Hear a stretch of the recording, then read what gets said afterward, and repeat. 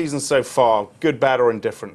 Well, I think the real challenge going forward for the earnings, corporate earnings, is that we've seen an expansion of profit margins, which has allowed earnings to be relatively secure. But when you look at revenue growth, it continues to decline or increase at a less robust pace. And I think that's going to be the real challenge. Can profit margins continue to stay at this really elevated level and protect earnings growth? Yeah. Or do we become more concerned about revenue growth as the economy, particularly in Europe, slows? And you're concerned about revenue growth? I am concerned about revenue growth because you know, the signs, particularly in Europe, where we've had, I guess, 5 quarters on the trot of negative growth, and ongoing deleveraging in the banking sector, and a real lack of lending, something that Draghi has addressed yesterday. Sure. is an issue. How worried are you by, let's face it, this rather simplistic argument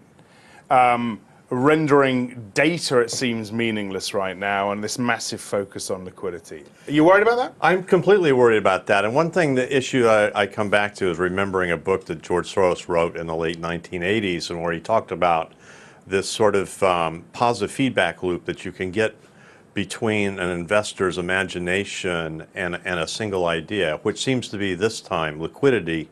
And in the current environment, when the data is not particularly good, it's brushed off because that only means that the date of exit from the Fed is just pushed down the road even further. And if the data is good, well, that's also good. So it's almost in a situation where we're singularly focused on liquidity as a reason to buy assets, in a way, because we've been trained that way over the last few years. But when should investors start believing the doomsayers who say this massive hit is coming? Because it's not coming yet.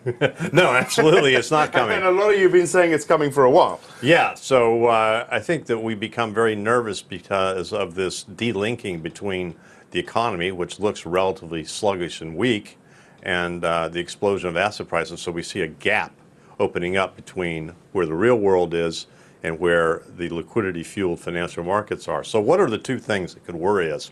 One would be if indeed we see stronger growth, which would bring forward the exit of monetary policy, or inflation, which would equally be damaging to risk assets.